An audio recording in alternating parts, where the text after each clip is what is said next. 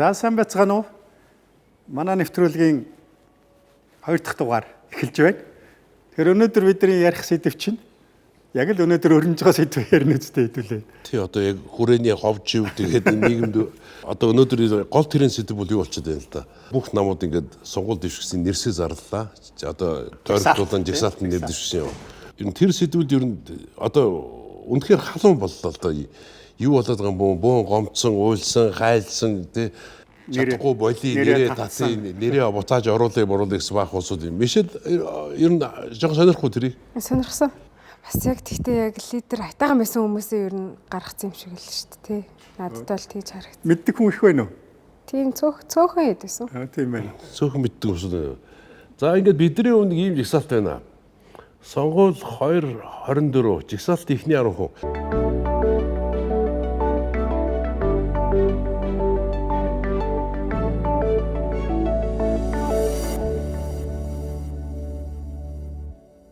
Одоо танд ямар санагдав? Гэхдээ би одоо алин талангүй хэлэхэд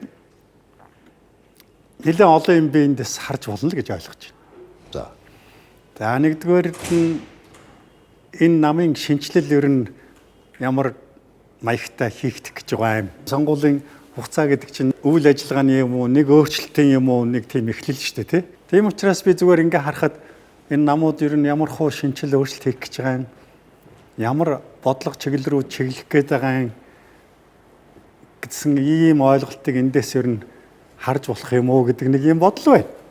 Зүгээр хүн болгон дээр нь ингээ харахаар одоо бас зарим нь бол мэдэхгүй улсууд зөндөл байна л да. Аргачгүй бахал да энэ чинь шинжлэгдэж байгаа. Тэгэхээр энэ сонгуул бол энэ шинжиллээрээ бас нэлээд нэг өвөрмөц сонгуул болж байгаа юм уу гэж бодож байна. Яг тий өнөөдрийн маань нэвтрүүлгээр зөвхөн нөгөө тойрогт нэр дэвсэн нэр дэвшигчд биш намуудын одоо жигсаалтын талаар гол сэдв маань болж яригдж байна. Тэгэхээр миний хувьд юу сонсох гэхээр за би манай жигсаалтыг хараад үнэхээр шоконд орсон. Танд хүн нэг ч байхгүй юм чи. Ихний аргууд. За баг тийм тий. Тэгээ одоо ингэж харъя л да. Одоо Лувсан Жамц хот төлөвлөлтийн одоо архитектор таны юм мэргэжлийн үү? Та бол маш баяртай байна үү? Би сэтгэл хангалуун байна. Тэгэхээр архитектор ч одоо яадаг юм? Хот төлөвлөлтийн архитектор тусдаа одоо байшин барилга зүгээр дангаараа хийдэг архитектор бас тусдаа өөр мэргэжлүүд үү? Тий, үндсэн 2 салбарт хуваагддаг. Гэхдээ архитектурын суурь нэг яг нарийн ингээд мэргэжсэн ийм 2 чиглэл байгаа. За. Нэг нь хот төлөвлөлт, нэг нь яг тухайлсан барилга буюу объем гэсэн. Би хувьдаа ингэж боддог байхгүй. Архитектор гэдэг хүн чинь юу юм бэ? Одоо ийм дизайнтай ийм байшин байна гэдэг заадаг болохоос тэнд байр нь тэдэн өрөө нэг тэдэн метр квадраттай сангийн шугам тэргээр явуулна. Тэр мөр бүгдийн хийх үү? Яг тэр мэргэжлийг эзэмсэн хүний өөрийнх нь хийж байгаа төлөвлөлт байхгүй. Тэргээр гардаг зүйл. Зөв. За жагсаалтын 2-т инх цэцэг эрчим хүчний инженер доктор Австралийн Middleton Group-ийн эрчим хүчний ахлах инженер доктор гэж шүү. Энэ цахилгааны том хүн юм шиг байна. За 3 дахь нь анар тий. Анарыг бол мэдээд байна. Ондогийн анар. Одоо дээр нь танаа баггүй бит хоёрын нөгөө хамгийн хоббиний спорт болох автомат уралдааны бас нэлээд том төлөөлөгчдийн нэг.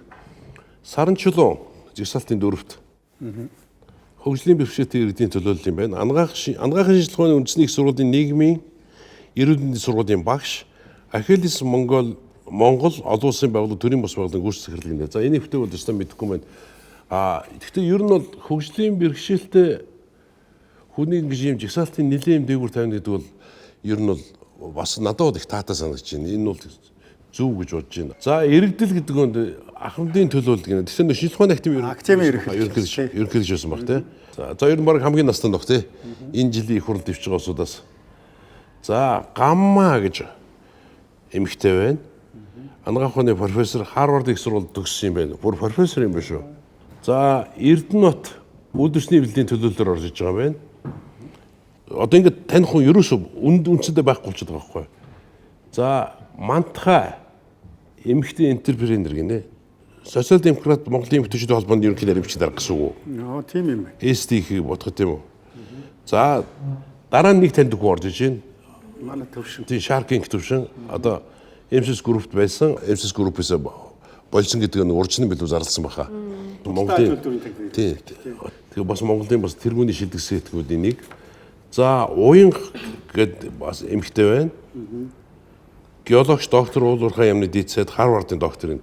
За үндэ ингээд энэ дотроос бол надад таньж байгаа нэг 2 хүн байгаа байхгүй юу? Анар, инх төвш хоёр. Яг миний мэдгээр ямар ч гэсэн уулзж ирсэн улсуудын дотор. За нэг ийм жигсаалт. Иргэдлэг баг ерөнхийд нь бидний үст. Тэгэхээр хүмүүс бол бүгдээрээ ингэж бодоод байсан те. Ер нь жигсаалтанд бол ингээд ер нь ихний 10-т бол хамгийн гайгүй хүмүүс оролдог.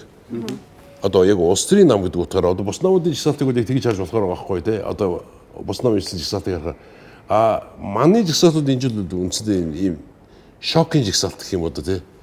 Тэр хурал дээр байсан үнэн худлыг мэдэхгүй шүү. Хурал дээр байсан усуудын мэдээлэлээр бол ингээд намын дээр гарч ирж жигсаалтаа уншиж хүмүүс бүр алгаж ташихгүй эсэргүүцж илэрхийлэхгүй бүгдээр юм шокинг байдалтай хөдөж авсан гэдэг тийм сураг байлээ. Цаашаа хөөгд харахаар ямар ч их хурлын гишүүн байхгүй, ямар ч сайд байхгүй, 2-3 дийцэд байгаа. Одоо энэ Солонгогийн дийцэдийн нэр харагдаж байгаа шиг байлээ. Тэгэл ерөөсөө дандаа л нэг тийм манай жигсаалтан дээр үү? Тий, ганц хоёр таньдаг нөхдүүд байгаамаа. За миний таньдаг нэг хүн 31 дээр байна. Нөгөө Монголын агуу балиач Алтууйг, дугаарыг Алтууйг. Одоо тэр хүнийг бол би тэгж ойлгож штэ. Энэ соёл урлагийн төлөөлөл болгож жигсаалтанд оруулсан болов уу гэж. Манай соёл урлагаас бол яг үндсэндээ төлөөлөл байдгүй штэ. Мишэл мэдж байгаа штэ. Ер нь яг юм чөлөө дуран бүтээч төлөөсөн төлөөлөл за жавхан явхан байсан биз дээ. Тэгээ бид нэр төлөөлөөгүй штэ. Энд ч орд ирээд нэг морд ирүүн жирээ ташуур машуур гарч ирсээр гол дууссан штэ. За нэг ийм жигсаалт. За тэгэнгүүт ардсан намаа. За одоо ингээд ардсан нам гэж харахаар байна шүү дээ. За нэгт намын дарга нөгөө бид гурав төрийн нэвтрүүлгээр бахын эсэргүүцсэн шүү дээ. Үнэхээр олон танигч лидер улс төрч муу юм бол тийм үү? Гэхдээ тэр нэр дэвч гавсч тийм л биш юм уу? Ерөөсөө. Тэгэхээр би бол өөртөө ихтгэлтэй бас нэг танигдсан. Тэгээд намын дарга нь муу юм болов шүү дээ, тий. Жигсаалтанд орох хэрэг байна уу? Ардсан намын жигсаалт байна. Ардсан намын жигсаалтанд бол Лууган төвөр дарга бол өөрөө нэгдүгээр жигссэн байна. Ягаад ч юм тойрог руу явсангүй. Нөгөө манай дарга маань болохоор тойрог руу явцсан байгаа даа хинтэд очирсан нэгсэн байгаа. За хоёрдугаарх нь улсын хурлын дэд дарга Салтангийн Одонтой гişүү. За гуравдах нь Сүхбаатар аймгаас сонгогдсон Жамбын Батцөр баха тий. Жамбын Батцөр гişүү. Тэгээ дөрөвдүгээр хүн бол маш сонирхолтой байгаа. Одоо Gen Z-ийн төлөөлөгч гэдэг байгаа байхгүй юу? Төлөөлөгч тий. За. Мишэлээ яг танаа үе гэсэн үг шүү дээ. Танаа үеэс одоо ингээд анхны хүн орж иж байна. Тэгэхээр хараа энэ дөрөвдүгээр хүн дээр зүгээр би гайхаад байгаа байхгүй юу? Одоо шинэ Зэн Нарантой ч юм уу те ингээд ардсан хүчний бас хүчрэх мундаг юм хэтэж зөндөө байгаа ш тийм үү? Тэгэхээр тэднэрээс ягаад ороосонгүй танаа үеийнхнийг оруулах гэдэг нь бол бас ингээд зүү өсөр тийм сонирхол татсан юм. Сонио үед явуулж байгаа. Яг ямар шалгуураар яаж ингэж ийм том намын дээд жигсаалтын дээгүүр бичигдүү гэдэг нь бас сонирхолтой. За 5 дугаархын шижир одоо Батболгийн ерөнхийлөгч үед ерөнхийлөгчийн тамгын дарга маш нэгэн залуу байдаг те. За Баярмаа гэдэг бүсгүй байна. Огт харж байгаагүй юм байна. Ардсан намын дэд дарга гэж энэ бодвол сүүлийн тэр ардсан намын удирдлага өөрчлөлтөөр яасан юм шиг байна. Одоо жүжигчин бизнесмен баясгалан орж ирсэн байна. Хүчний бэрхшээлтэй эрдэнэ төлөөлөл болж тий. За Инктуя нийслэлийн иргэдийн орлын төлөөлөгч байгаа тий. Эрдэнэ төлөөлөгч орлын төлөөлөгч.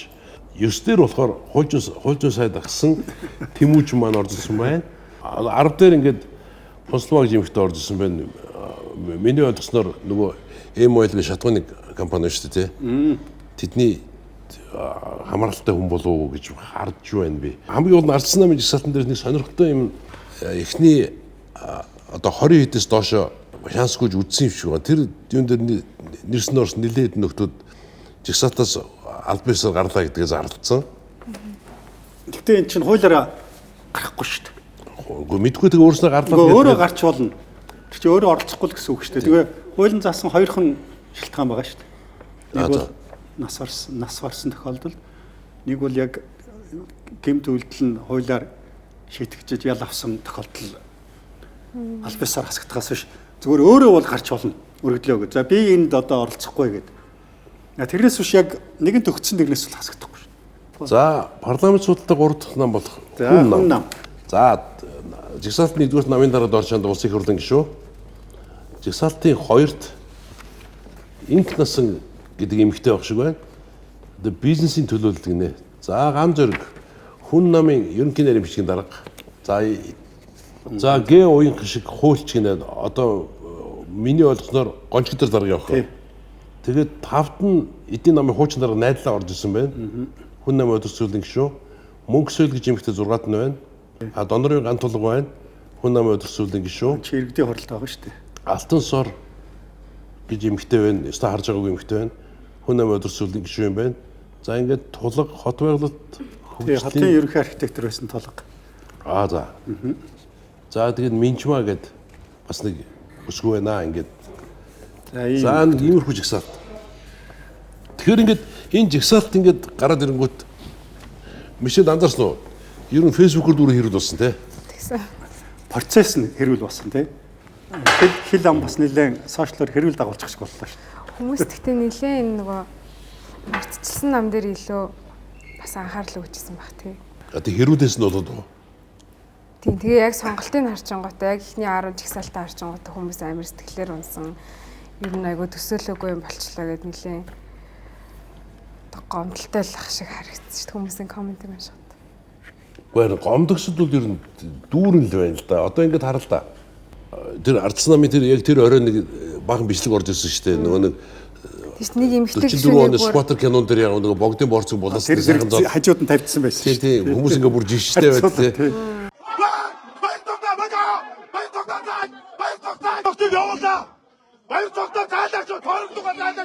Яа тэгэхээр тэрийг хүмүүс янз янзаар тайлбарлаад байгаа. Батчаа хол тэр нэлээ игдүүцсэн тий. Ямар нэг юм чигээр этик ёссон байх хэвээр. Тэнгүүд зарим ус өөр өнцгөөс тайлбарлаад ер нь газар газрын парламентээр зодон болж идэг шүү дээ тий. Ингээд хүмүүс маргадж тий сөрөлт асуудал бол байдаг.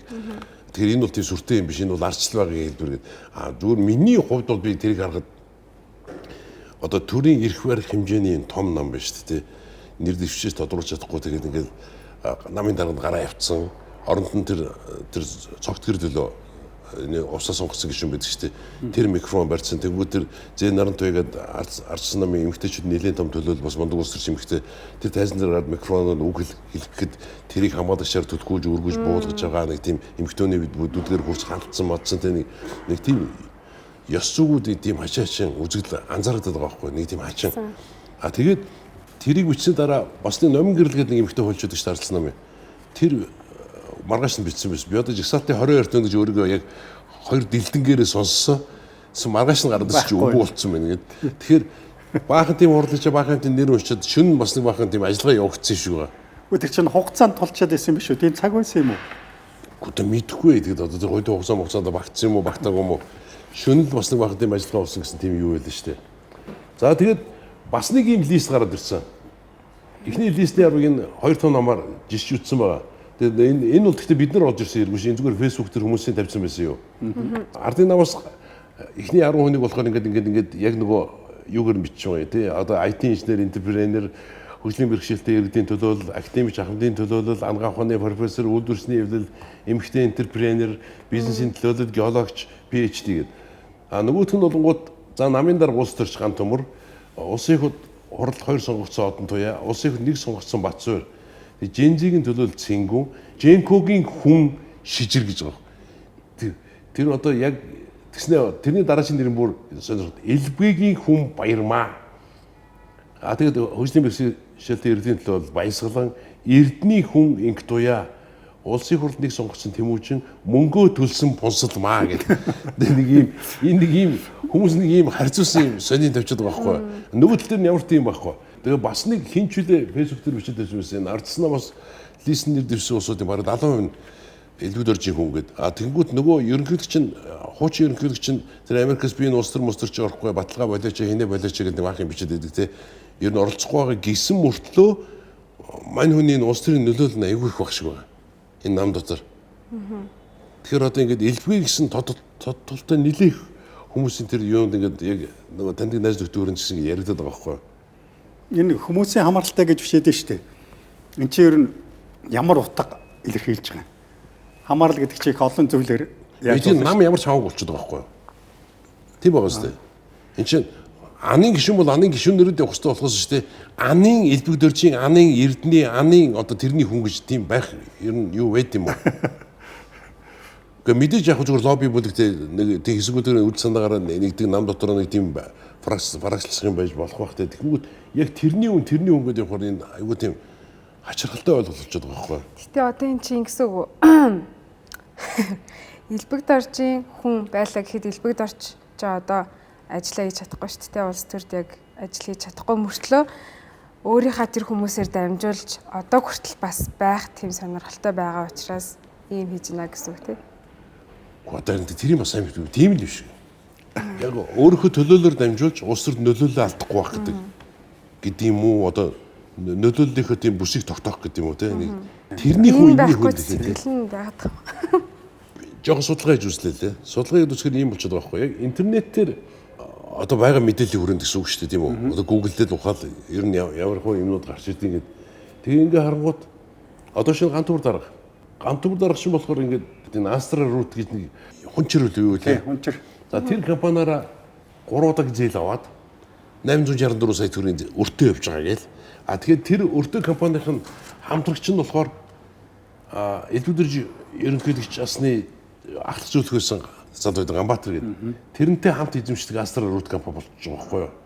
Тэгээд 2017, 2018, 2021 онд 850 сая төгрөг аваад төлөөгүй. Гантум дараач болохоор өөрөө хэлдэг шүү дээ. Яг анхных нь бизнес бол машины 8 Японоос машин зөөсөн гэдэг хэдийн ярилцлаган дээр дурдсан байт юм билээ. Тэнгүүд нэвтрүүлэгч отхон биш дээ. Отхон нэг тийм нэг сонир мэдгдэл хийсэн.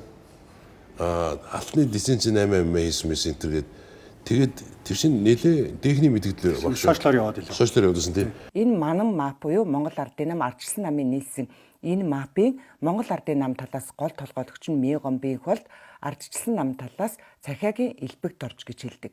Тэгвэл энэ хоёр бүлэглэл одоо уул уурхаан лицензээр хэрхэн яаж холбогддгийг одоо хүргэе. Монгол Ардын нам талаас ерөнхий сайд тасан жаргал тулгын Эрдэнэт за ардчилсан нам талаас одоогийн ардчилсан намын дарга Луу Ган Төмөр нар юм а. Тэрэн дээр бол ямар ч тийм офишиал яваад хариу ерөөсөө өгөөгүй тий. Заач гээгүй, би хийжсэн ч гээгүй, хийгээгүй ч гээгүй. Яг цаашаа ингээд хайгаад нөгөө лиценз эзэмшигчдийн дөр ороод харахаар тэр нэг Monjab International гэдэг нэг бахан алтны 3-4 алтны ордыг ийш тийш нь гүйлгсэн энэ Гантүмэр даргын ахын компани юм уу юу? Нэг тийм компани гараад ирд юм шүү лээ. За нэг тийм юу бол байд юм байна. Тэгэхээр одоо за тэгээд боловсролын сангийн зээл гэдэг лөө.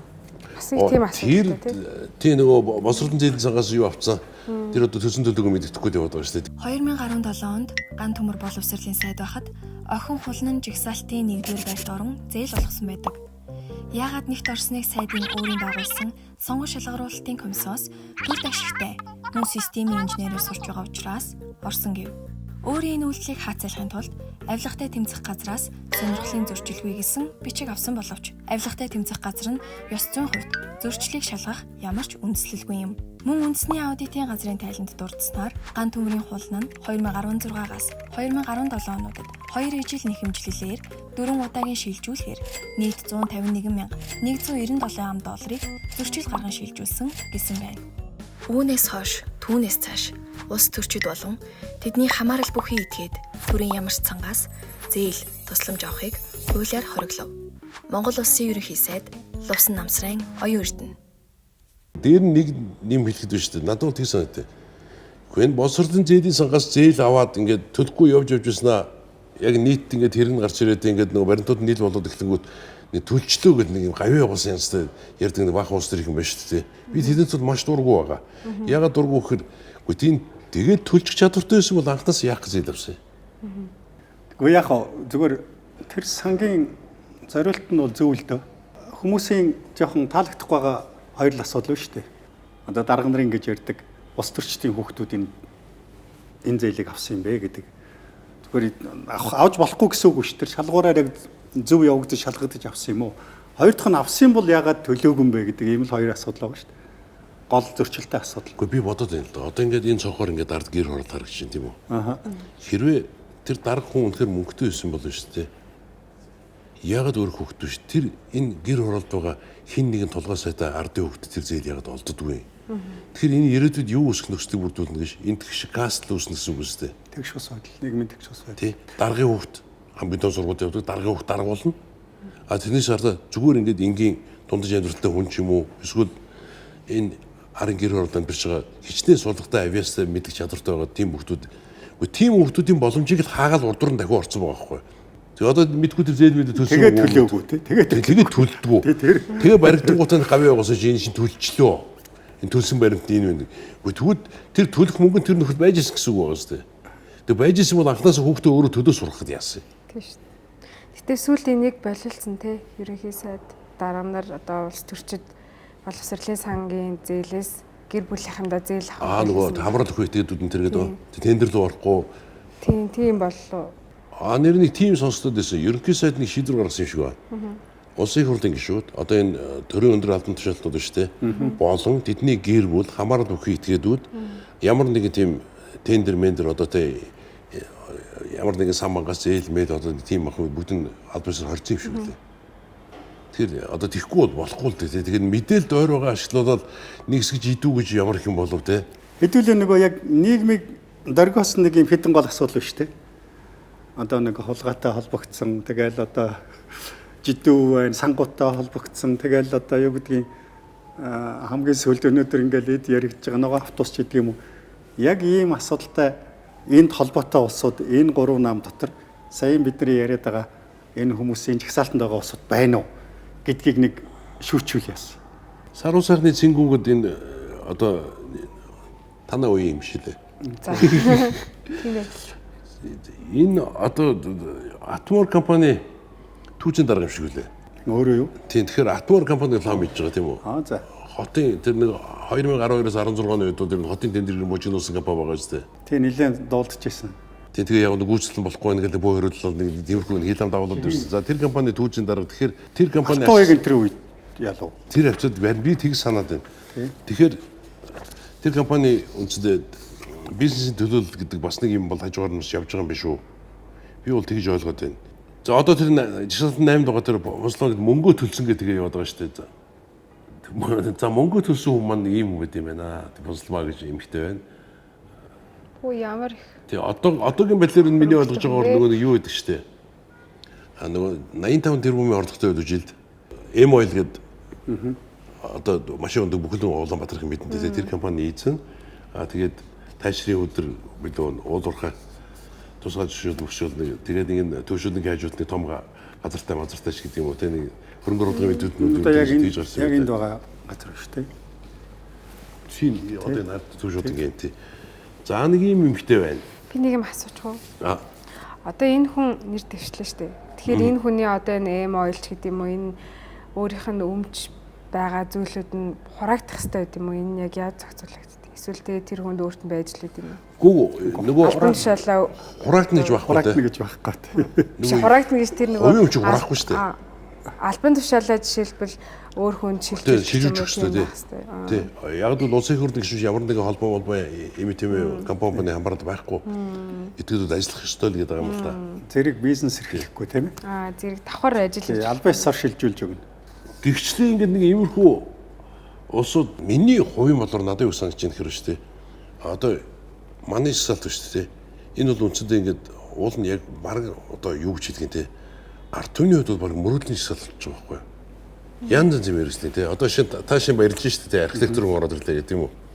Энд чи одоо нийслэлтийн ирээдүйн бүтээн байгуулалтын төлөвлөлт зайлшгүй хэрэгтэй мэрэж дээ юм уу? Ямар тэр талын дуу хоолой их хурд төр байж байгаа чинь таны хувьд энэ ашигтай зүйл гэж тооцох уу? Гэхдээ би бол одоо нэг өөрийнхөө мэрэгжлийн хүнийг онцлож ярмааргүй байна. Тэгэхээр мэдээж би мэрэгжлэгтний хувьд бол сэтгэл хангалуун байгаа. Ингээ гурван энэ жагсаалтанд байгаа улсуудын нэр дэвшсэн улсуудын бүрэлдэхүүнийг харахаар би нэг юм бодол төрж байна. Өнөөдөр ойрын 10 жилийн дэлхийн дахин тулгарч байгаа сорилт бол техник технологийн дэвшилт хэрхэн хурдан зохицох вэ гэдэг асуудал. Энэ техник технологийн дэвшил гэдэг маань одоо улс орнуудын хөгжлийн ялгаа, нэг мөнгөтэй мөнгөгүй гэдэг ялгааг тэгшгэлсэн нэг гарааны боломж байхгүй юу? Өөрөөр техник технологи гэдэг чинь мэдлэг суурилсан ийм хөгжил шүү дээ. Яг энэ гараанаас бид нар ингээд гарахад хэн хурдан сэргэлэн үнэхээр бодлоготой зорилготой ажиллаж чадсан улс хурдан хөгжих юм боломж хүртэж байгаа байхгүй. Техник технологийн дэвшлийн энэ их том зорилт энэ сорилтыг давхад хамгийн ихэвчлэн оролцох тэр нийгмийн хэсэг нь юу гэж технократууд. Одоо л яг инженер техникийн яг тэр салбарын тэр мэргэжлийн улсуудын оролцсон байхгүй. Тэр улсуудын мэдлэг чадвар зэрэг чадхтай тулгуурлаж энэ хөгжил хийгдэнэ. Манай хөрш хятад хүртэл яг энэ бодлогыг зарлчиж байгаа байхгүй. Өнөөдөр бид нар яг оюунд мэдлэг суурилсан тэр хөгжлийг дэмжинэ. Тэр хэсгээ дэмжинэ гэдэг. Тэгэхээр зүгээр яг энэ технократ энэ энэ бүрэлдэхүүн ба штэ. Энэ миний мэдхэл түүхэнд анх удаа бий болох тэр парламентын жагсаалтанд орсон ийм зүйл нэгтгэх нь. Хоёр дахь нь сонгуулийн дараа ингээд нэг ийм том үйл ажиллагаа дараагийн сонгуул хүртэл 4 жилийн хугацаанд нэг процесс явна гэж ингэж бодоод байна шүү дээ. Тэгэж л явдаг шүү дээ. Тэр өрнөдөг шүү дээ. Тэр үйл ажиллагааны чиглэл хэрэг олон холоод засаг ингээ бүрдүүлсэн тохиолдолд яг тэрлүү чиглэх гэж байгаа болов уу гэдэг надад зүгээр ийм ойлгомжийг эндээс өгч байна. Тэрнээс биш зүгээр улс төрийн чиглэлийн ийм үйл ажиллагаа явуулах гэж байгаа бол энд нөгөө туршлагатай, муршлагатай одоо тэгэл улс төрч тэгэл одоо бидний нөгөө таньдаг өчнөл улсууд орж ирэх боломжтой л байсан шүү дээ, тий. Тэгэхэд энэ ч ерөөсө хогт танихгүй тэгээд нөгөө мэрэгжлийн хувьд харахад яг тийм технократууд даван байсан юм жагсаалтай байхгүй. Оюутны хамгийн хачирхалтай шийдвэр шүү дээ, тий. Намынхаа бас нэлээд лидерүүд ингээд шууд сонгуульд орох эрхийг нэгээд эзгарлаж байгаа байхгүй. Одоо шинэ ерөнхийдөө байсан 2 хүн байна шүү дээ. Жаргал тулгын Эрдэнэт, Скватрын Батлууд 2 хүн. Тэгээд дээр нь 2 сайда хүнсүүд аж ахуй сайд боловсруулсан. Нөгөөт нь Олимпийн асуудал эрхлэн сайд Батэрд навраг. Бусад намын үүднээс харахад бол барьж байгаа намын дарга ингээд шууд 2 сайд тэгээ босын 2 хүнтэй ерөнхийдөө байсан хүнийг төлөвлөжүүлнэ гэдэг бол ер нь нэлээд тийм юу дагуулсан үйлдэл гэж харагдсан. Рисктэй тийм үү? Нэлээд зориг шаарц үйлдвэрж үйлдэл гэж ойлгох уу? Урд нь бид нар парламентын бүрэлдэхүүнд улс төрчид, за хуульчид даван байсан, эдийн засаг даван байсан, за тэр үтгэл манах дуучинтайж бүхтэйч байлаа. Үнэндээ тэнд ер нь баг байхгүй байсан тэр хэсэг бол технократууд байхгүй. Гэхдээ яагаад өнөөдөр эднэрийг орж ирэхэд дургуцаад байгаа юм? Үгүй би ч хувьдаа дургуцсан юм аа. Үгүй ер нь тэгтээ манай одоо ингээд нэг л сэтгэлд ярьсан дуусууд байдаг. Заавал улс төрч байх хэрэгтэй юм уу? Энэ чинь улс орны энэ хөгжил, улс орны энэ бодлогыг тодорхойлох гэж байгаа улсууд чинь яг энэ гол одоо дэлхийд дахинаараа би сая яриад байгаа тэр соёл тулаад байгаа тэр зорилтыг чиглэсэн ийм улсууд байж ижил бид нэр хөгжлөх асуудал ярина шүү дээ. Туршлагатай ч гэсэн туршлагатай хүн чинь шин зорилттой тэр болгон зохицож ажиллана гэсэн үг биш. Илүү идэвхтэй ч юм уу, илүү оролцоотой тийм улс төрийн хүчин байх тийм бодлого байж магадгүй шүү дээ. Зүгээр энэ 3 намын ингээл нэршин чагсаалтыг харахаар нэгдүгээрт энэ бол зүгээр зориггүй хийж байгаа зүйл биш гэж бодож байна.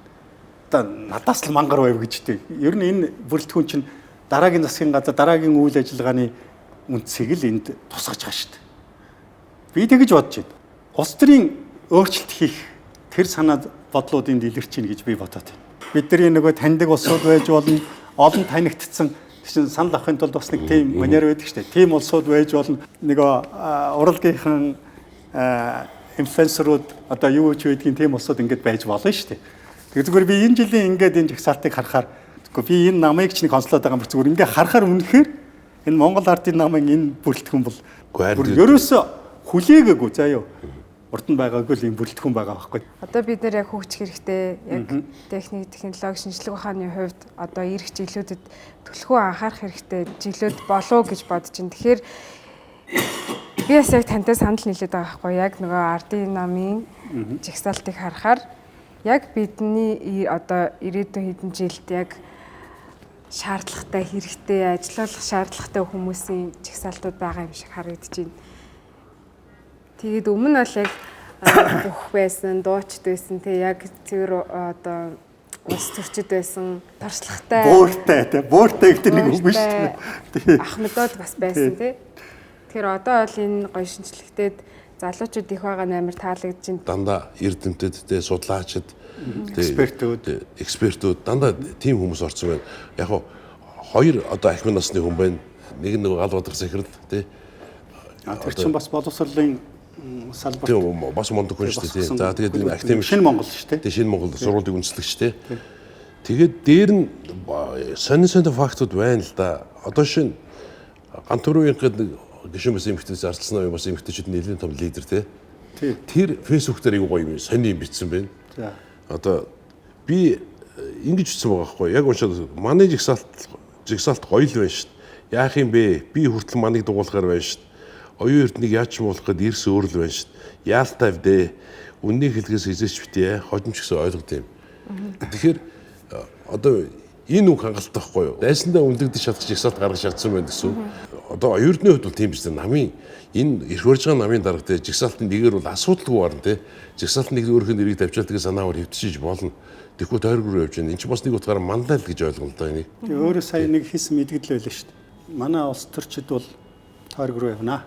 Баримтгийн жагсаалтанд за 3 жагсаалтанд бид нар энэ яг мэрэгжлийн улсууд энэ экспертүүд энэ залуучуудаа бид нар оруулсан гэдэг. Тийм жагсаалтанд 3 дэд сайд байна л да. Тий. Гэхдээ нэг дэд сайд хийжсэн залуу байна. Манай Ганбаяр нэг сэтгүүлч Ганбаяр тий. Чи хотоос явсан баха тий. Яг засгийн газрын үн чинь нэг ч гişүү алга, нэг ч их урлын гişүү алга. Хоёрдугаарт оюутны хийсэн бас нэг мэдээлэл байгаа шүү дээ. Нэг авилга албан тушаалын гэмт хэрэгтэй холбогдсон нэг ч нэг дэвшүүлэхгүй гэдэг. Толгооноосоо зохиосон ямар ч юм байхгүй шүү дээ. Яг сошиал дээр ил байж байгаа мэдээллийг л бид нар харьцуулж үзэж шүү дээ тий. Энд орсон улсуудаас байна уу гэдгийг л харж хад бас тэр хүмүүс бол өөрөө тэтгэдэггүй харж болно зүгээр яах вэ? Бид нар тийм харж л байгаа манайхан. Харж л байгаа. Ер нь тийм юм байшгүй мэдээлэл өгчөд илүүдэхгүй л байна.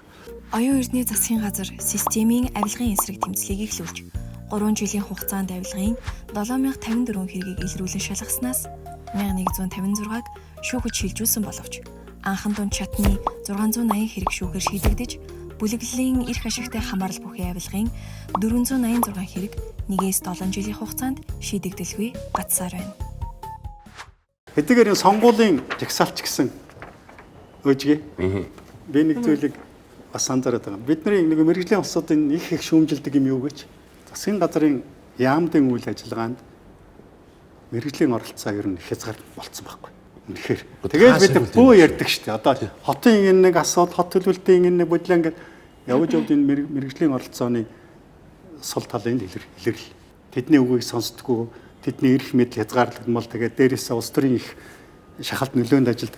Энийг харж хаад миний зүгээр дотроо нэг айтаахан юм бодол төрж байгаа нэг юм энэ хувилбар чинь хэрэг ингээд ялаад гараад ирвэл засгийн юм бас л яг энэ хувилбар руу бүрчлээ шүү дээ. Бүцэд нөлөөлж эхэллээ шүү дээ. Тэгээд засгийн бүцэд нөлөөлнө гэдэг маань цаашаа одоо агентлагууд тий газрууд яг мэрэгжлийнхний байх хэвээр тэр оролцоод тэр яг эрх мэдэл тэр үнэлэмж өгөх юм бол бий болно гэдэг л нэг юм зөвхөн надад нэг тийм найдвар байна л да. Нарийн мэрэгжил гэдэг бол ер нь хэцүү шүү дээ тий. Чамд тийг санаж байгаа шүү дээ. Одоо шинэ чамд огтдуулах авьяасгүй нэг найз байлаа гэж бодъё тий. Чи тэр хүчээр дуучин болгоод орлоод үзэлтэй. Тэгэхээр яах вэ? Ямар цаг үрсэн л асуудал.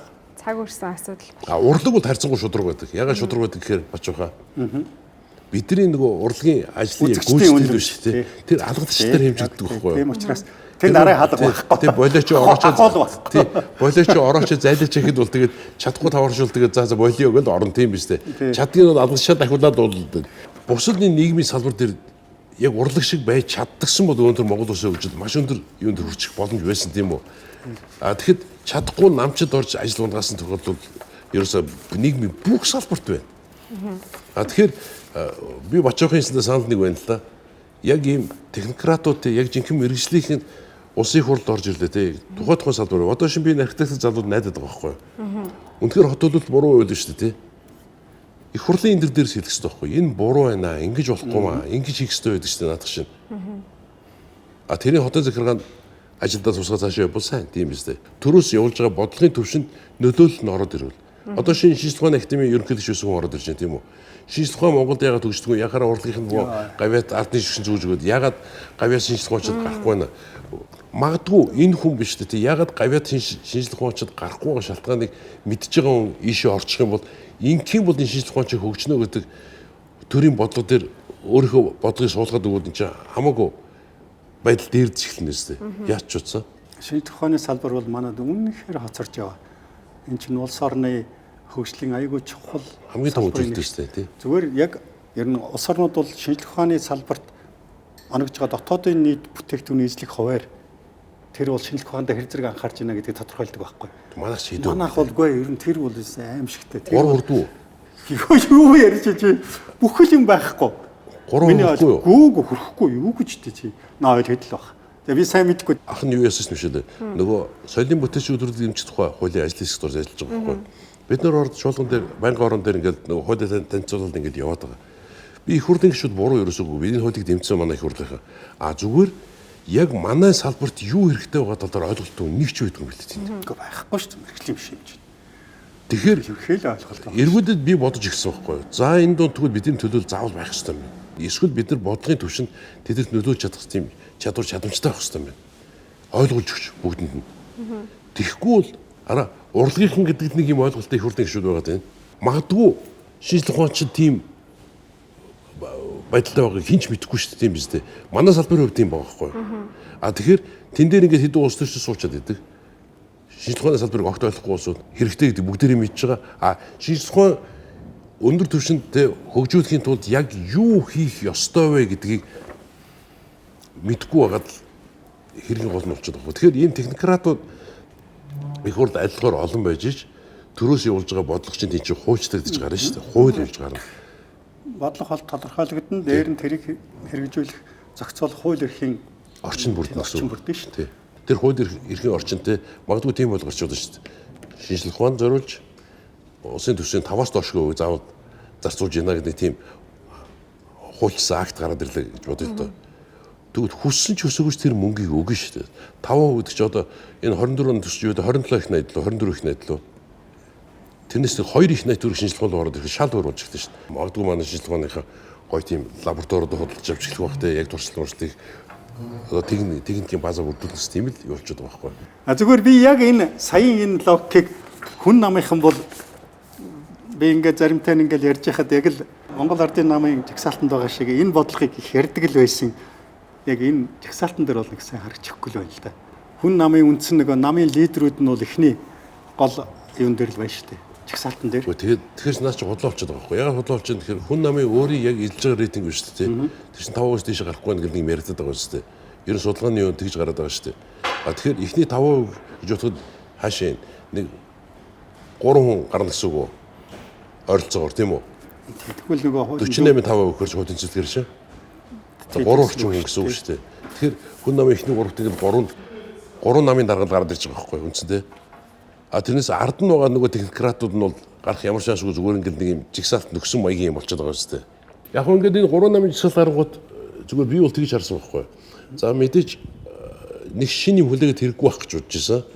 Тэнгүүд манай жигсаалтууд ингээд ер нь ганцхан намаагч биш дээ. Ер нь улс төр жоохон ч сордог. Ер нь бүх улсуудын шоконд оруулсан тийм үү. А бусад нам ёслолын жигсаалтууд ерөнхийдөө яг нөгөө бах байдгаар гэдэг шүү дээ. Яг нэг өөрчлөлт байхгүй байдаг. Тийм намын дараа нь ягаад ингээд нэг хэдэн гайг улс төрч урд оруулаад магадгүй одоо тэр хүмүүсийн яриад байгаа шиг те мөнгө ахиухан төсөө улсууд нь жигсаалтын жоохон дээгүүр орсон ч юм уу нэг тиймэрхүү нөгөө яг юм урд нь байж лээсэн нэг тийм чиг хандлагууд нь ингээд байгаад байгаа байхгүй. А манайх бол үнэхээр тийм одоо гайхмаар ч юм уу гайхалтай ч гэх юм уу те бүр ерөөсөө хүн бүр тийм солиотой ч гэх юм уу тийм жигсаалт орж ирсэн шүү дээ. Ер нь тооцоолоогүй. Тийм хинч тооцоогүй байсан хинч бодоогүй ер нь ийм яг л тийм. Би юун дээр айгүй итгэдэг байдаг. Одоо X платформ биш үү? Одоо хуучнаар Twitter дээр ч гэсэн ер нь Twitter аккаунтууд бүгд гайхчихсан. За энэ бол үнэхээр гайхалтай жигсаал боллоо. Бус нь бол бах байдгаар байна. Энэ үнэхээр ингээд бидний шоконд оруулж чадлаа гэдэг. Тэгэхээр хэрвээ жигсаалтын өнгөөрөө харах юм бол ер нь бол ман бол энэ дээр үнэхээр асар том давуу тал болчихлоо л да. Би бол тэгж бодож байна. Юу гэж бодож залууны хувьд? Төрөөжин гэлт хоёрын яриаг бас сонслоо. Бас зөндөөлийн бодож байна. Яг тойролохгүйгээр яг үннийг хэлэхэд бол үнэхээр энэ ардын намын жигсаалт болоод энэ жигсаалтын цаатгыг харах юм бол энэ хүмүүсийн ер нь цаашдын яг юун дээр төвлөрж ажиллах гэж байна вэ? Яг ямар одоо тийм эрч хүчтэй байна гэдгийг л угаасаа шууд харагдаж байна. Тийм болгоод байна уу? Тийм илүү итгэл төрж байна. Тэгээд яг энэ одоо тогтолцоог бий болгож байгаа энэ улс төрийн соёлыг бас шинжилж байгаа хүн одоо бас магадгүй ерөнхий сайд ч гэдэг юм уу те. Өөрийн залуу хүн. Тийм залуу хүн учраас яг ийм шинжилэлт хийж байгаа нь бол надад бол яг үүнд бол үнэхээр таалагдчих. Сошиал дээр тийм юм бичсэн байлаа шүү дээ. Нэг миний таньдаг нэг нөхөр. За энэ жагсаалтыг хараад анх удаа би сонголтоо манд өгөх болох нь дээ гэдэг. Тэр чинь зүгээр бас л нэг илэрхийлэл байхгүй. Таалагдж байгаа л илэрхийлэл. Таалагдж байгаа. Хүмүүс сонголтыг бол юугаар хийх ёстой гэхээр мөрийн хөтлөөрийг унших ёстой байгаа юм л да. Хамгийн гол юм тий. Тэр яг тэнгүүд мөрийн хөтлөөр уншдаг хүн гэж юм байхгүй. Манай жижигдийн сонгуульд хэрэлцээр гол ордог тэгэл ингээд дууслаа. Тэгэхээр одоо үүнээс хойш түүнээс цааш байна шүү дээ тий. Хөгжлийн төлөө саналаа өгдөг болцох хэрэгтэй байхгүй юу? Бүх сонголтоор ямар нам яг юу амлаж байгаа тий? Юу бий болох гэдэг. Энэ нэг юм шилжилтийн 30 жил биш үү тий? Бүгдээр л ард таалагдахын төлөө явсан. Засаг эрхийг ямар нэг аргаар авахын тулд. Одоо тэр 30 жил шиг өнгөрч штэ. А энэ 30 жилийн шинэ 30 жилийн эхлэлийг бол үндсэндээ ингээд манд тавьчих байгаа байхгүй юу? техникратуудыг гаргаад ирж штэ. Энийг би хойдоо зөв гэж бодож. Одоо бус намууд дараа дараагийн сургууль дээр манаас үдгэрч явах хэрэгтэй байхгүй. Тийм шүү дээ. Нэр цэвэр тэ нөгөө гар цэвэр гэж гарлага хардаг гэдэг штэ. Тим усуд байж болдгийм биш тэ намын жигсаалтанд. Заавал тэгээд нэг тэ ил долиулсан тэ удаг дуугуулсан хэдэн улс төршид байх албагүй юм биш тэ. Хэрвээ тэд нар үнэхээр өөрснөө лаг политичнууд гэж бодоод байгаа юм бол тэ яг нүүнөр өшөө тэр тойрог дөрөж ханц үзэлтэй тий. Тойргийн тухай бид нар нэг чирсэнгүй тойрог тэнд ивсэн тухай тийм үү? Яг өөрсдөө дүнгээ тавиулаад тэгээд тэнд дүнгээ тавиулна. Дүнгээ тавиулаад гарна. Энэ жигсаалт гэдэг нь өөр байхгүй юу? Жигсаалт гэдэг бид нар яаж ялгаж салах ойлгох вэ тий. Тэгээд энэ жигсаалт юу хүмүүс ямар нөлөөлөл үзүүлэх вэ? Эсвэл зарим бүр ойлгохгүй нэг юу болоод байгаа гэж гарч байгаа усууд. Тэдэрт бид гур ингээд жоохон мэдээлэл өгөх гэслийн дугаарыг хэлнэ шүү дээ. Тэгээ одоо энэ залуучууд бас их урам өгж ийн гэж би ойлгож байна. Заавал хин нэгний цүнх барихгүйгээр. Цүнх барихгүйгээр. Одоо залуучууд бол тийм ойлголт байгаа шүү дээ. Дөнгөж энэ улс төрд орж байгаа ч юм уу. За миний улс төрийн карьерчтэй ийм дэмжлэгтэй ингээл явна да. Зүгээр энэ бол ингээ харахад залуучуудад ийм боломж байгаа шүү. Чаддаг юмдаа сайн бай. Чаддаг юмдаа сайн бай. Мэрэгцсэн бай тий. Тэгвэл хин нэг өдөр. Тэгээд үнэхээр нэг өдөр чамайг дуусгах юм байна. Хөгжсөн төлөө санаа сэтгэлтэй бай гэдэг энэ урмыг өгж ийн гэж би харж байна. Тийм тэгвэл тийм байж чадваж гимэн хизээ нэг өдөр чамайг эх орон чинь дуудгал болно гэсэн. Гэхдээ энэ чинь бидний нэг шүүмжилж яриад байдаг нэг бод цэвэршилт энэ намын тийм ээ энэ байх энэ нэмдэр чинь ингээ зүгээр ингээ харахад нэг жагсаалт мөртдөг юм шиг мөртлөө ингээ харахаар үр дагавар нь өчнөө байх байхгүй. Зөвхөн нэг жагсаалт юм шиг мөртлөө. Би яг энийг яагаад тэгэж харж байна гэхээр би ч өөр хүүхэдтэй ач нартай хүн тэднийхээ ирээдүйн төлөө бодно шүү дээ. Тэгэхээр залуучуудад боломж гарна гэдэг чинь миний ялгаагүй миний өөр хүүхдүүдийн амьдрал нөлөөлж байгаа нэг л зүйл шүү дээ. Чи ямар усыг мөрөөддөг юм шиг лээ? Би юу? Тий. Одоо мөрөөдлөгээд одоо 4 жилийн дараа ч гэдэм юм Сингапур шиг шууд Монгол болоосаа гэж би бол хизэж мөрөөдөггүй. Альва нэг юм чи яг юм цаг хугацаатай байдаг шүү дээ. Яг бид нар яг юуг өөрчилж болохоор байна. Яг тэр хэмжээндээ юмнуудаа өөрчлөөд явхад бол заавал тийм амар богино хугацаанд тийм амар улс бол би бол хизэж мөрөөдөггүй. Гэхдээ маш олон залуучуудын амьдралдаа сэтгэл хангалуун биш байгаа. Бүгдээр гадагш явах гэсэн залууч зөндөө байх юм ба шүү дээ. Тийм. Ойр тойрныхны хүүхэд мөнхөд юм бүгд л тийм. Тэгвэл гадагш явахгүйгээр яаж Монголыг гоё болгох вэ гэдэг зүйл шүү дээ. Ямар нэгэн энэ шийдлийг хэн хийж чадна гэж дээ. Энийг бид гурван нэвтрүүлгээр хийж чадахгүй байхгүй юу? Улс төрийн том хүчин эрс зоригтой өөрчлөлт шинжил хийж нийгмийг өөрчилж чадна. Ганц хүчин ч биш. Энэ улс төрийн хүчнүүд бүгдээ нэгтгэж байхгүй тий. Төрийн толгойд хэн бахаас үл шалтгаална тий. Улс ингээд хөгжөө өвчдөг энийг зөв системийг л бий болгох хэрэгтэй байхгүй. Үргэлжлээд явдаг тий. Нэг нам нь гарч ирээд ингээд үсгээд тий. Одоо шинэ нэг өдөр Оксфордын сургалтаар, Кембрижийн сургалтаар явуулсан нэг өдөр гарсан Японы сургалтаар явна гэж өөрчилж болохгүй байхгүй.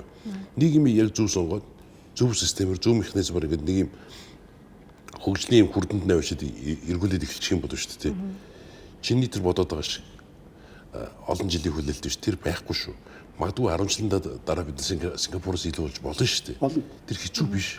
Тийм нөхцөл бүрдээд би зүгээр бодтойгоор л үнэлж байна л да. Тийм ээ тийм. Шууд бүр ингээд нэг үлгэрийн юм хүмүүс бодонгуудаа тэрэндээ стрессдэг байхгүй. Тэгэхээр оюун урны засгийн газар байгалийн баялагийг ард түмэндээ шууд хүртэх үндэсний баялагын сангийн тухай хуулийг батлууллаа. Монгол улсын үндсэн хуульд байгалийн баялаг ард түмний мэдэл төрийн хамгаалтанд байна хэмээн хуульчилсан боловч нийт стратегийн 16 ордын 7 нь Эрдэнэс Монголын харьяанд мөн стратегийн нөөцөд бүртгүүлэхгүй тулд нөөцийн суур мэдээллийг нь өөрчилж ашигт малтмалын нөөц ашигласны төлбөр татвараас нуугдсан хэмжээний баялаг бүртгэлгүйгээр далд эдийн засгийг бүрдүүлэн оршиж байна. Оюун урны засгийн газар энэхүү баялагын хулгайг илчилж ард түмний мэдээлэлд байгалийн баялагийг эргүүлэн авч үндэсний баялагын санд төвлөрүүлнэ. Үндэсний баялагын сан нь ирээдүйн өв сан, хөгжлийн сан, хуримтлалын сангаас бүрдэх бөгөөд Норвегийн баялагын сан болон Сингапурын хуримтлалын сангийн жишг загварт тулгуурлажээ.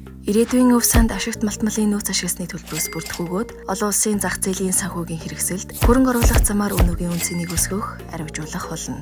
Хөгжлийн сан нь Монгол улсын нийгмийн хөгжилд тулгамдж буй. Газрын тосны үйлдвэр, цахилгаан станц, хурдны зам зэрэг томоохон төслүүдийг санхүүжүүлэх үндсэн зорилготой. Хуримтлалын сан нь Эрдэнэс Монголын эзэмшлийн стратегийн ордуудын 34%. Тодотгож хэлбэл Эрдэнэт үйлдвэр, Эрдэнэс оюу толгой болон цаашид ашиглах стратегийн ордуудын ашиг Монгол банкнд иргэдийн нэрийн дансанд шууд төвлөрч, иргэдийн орон сууцжуулалт, боловсрол, эрүүл мэндэд зарцуулагдана. За надад нэг асуулт байна ах нараа. За. Нэг сайн ойлгохгүй байгаа юм нэг байна. Тэр нь одоо энэ ардчилсан намын чагсаалтын дунд хүмүүсийн ирс байгаа шүү дээ. Тэрнийхэн дээр тайлбар дээр жишээлбэл элбэгийн хүн, эс эрдний хүн гэх мэтчлэнгээр ингээд тайлбартай байгаа байхгүй юу. Тэгээ тэр яг ямар учиртай юм? Үнэхээр цаанаас нь бүр ингээд чагсаалтан дээр үнэхээр тэгээ бичсэн юм уу? Одоо тэр элбэгээд байгаа нь одоо тэр хүмүүсийг гаргачаад өөрийнхөө хиймээр байгаа зүйлээ тэр хүмүүсээр дамжуулж хийх гээд байгаа юм уу те? Энэ нэршил яагаад явагдаад байгааг ойлгохгүй л. Яг хөө эрх мэдэл гэдэг юм байна шүү дээ. Ийм маш амттай зүйл юм шиг байна. Харамсалтай надад тэр эрх мэдэл огт байж үзээгүй. Нөгөө салхиас өөр ноёнгоо тэгээд доороо ямар ч хөнгөө зүгээр ингээл нөгөө бидний амьдрал бол тийм шүү дээ, урлагийнхан тийм биз дээ. Тэнгүүд тэр эрх мэдлээсээ ингээд буунгуудаа шинэ манай урлагийнхан бол ингээд тоглолт дуусаад шууд ингээд зогсоол болдог шүү дээ. Одоо шинэ би шинэ болцсон хүн шүү дээ. Би ямар ч шинэ тоглолтоо хийсэн. Би шууд болъё гэж бодсон. Тэнгүүд эдгээр зарим нэг усууд нэгээд юунаас бууж чаддгүй шүү. Тэр нөгөө өндөрлөгөөс бүхний хяналтандаа байлгах гэл ингээд бодоод байдаг нөгөө эрх мэдэлтээс үе санаалзаад тэрнээс одоо нөгөө одоо хинч шуусан гэдгийг эвдэрч үзэхгүй тэгсэн мөртлөө нүүрэн дээр болохоор тэ одоо болооч одоо илүүдэрс гэж одоо батлаг алтан уйгаараа болооч гэдэг ингээд тэ ус төрс инэгт явсан бол явсан шигээр бай гэдэг. Ерөнхийдөө ардсан нь одоо шинэ 20 салтаар 20 санал авъя гэж бодвол тэрний баг ингээд 170% нь илүүдэрс их тодтолтой хүмүүс байгаа байхгүй. Харин тэгээ ойлгохгүй байхгүй. За гантуур дарга нэгэнтээ тэгж хэлсэн байдаг 2012 онд ч юу лээ. Би нэг уншиж ирсэн. Элбэгдөрж бол ардсан намын цорын ганц лидер, хөлөөс шүргсэн цорын ганц лидер гэдэг. Тэгэхээр нэг багасаа ингээд нэг урхан багшаа гэж хараад юулцсан юунд одоо үлдчихд юм уу яа дээ. Тэгэхээр одоо шинэ гантуур намын дарга мөртлөө те яг өөрөө зүгээр толомын хүүхэлтэй болоод цаана элбэгдөрж намын дарга байгаа юм шиг тийм харагдахаар болчиход байгаа үстэй. Тэнгүүд одоо гантуур шиг тэгж хэл нөгөө антур гарч тэгж шилдэг ч юм уу те нэг тийм улс төрд нөлөөлөлд хэвээр нь хадгалж үзгсэн өрсөлдөө ер нь альчуд байд юм шүү те. Гэхдээ манай энэ Монгол улсын одоо Америкт байгаа ерөнхийлөгч шүү дээ. Байсан нөхөр.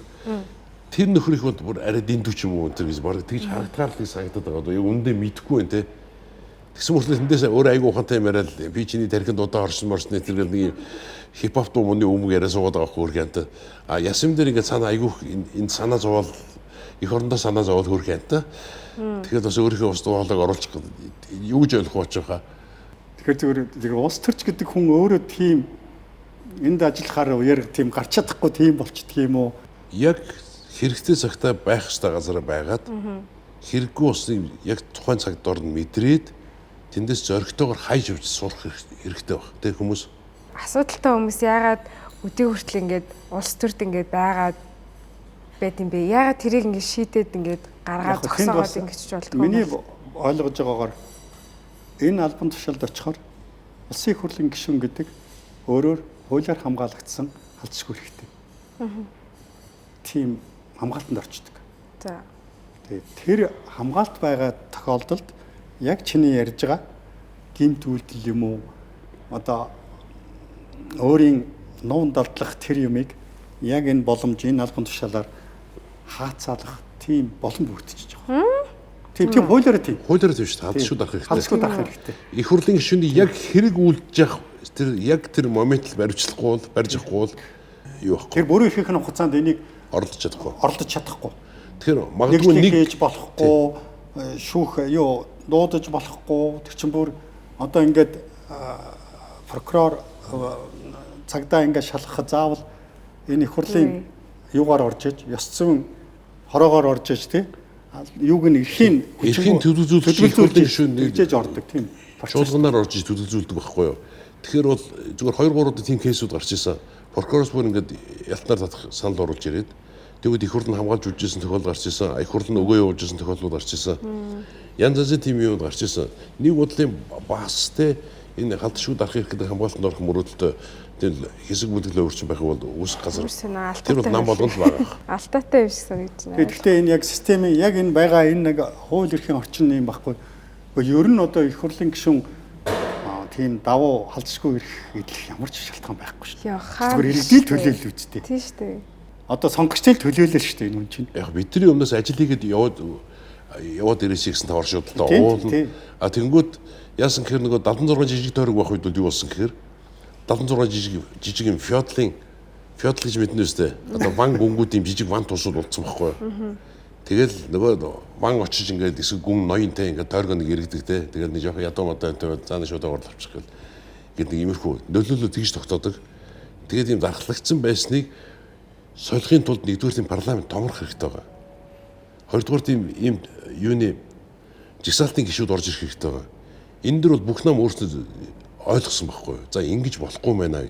Тэгэхээр одоо парламентын үндсүүдийн өөрчлөлт хийхэд ирэх орж ирсэн хоёр нам хоёулаа шууд батлаад орсон шүү дээ ийшээ.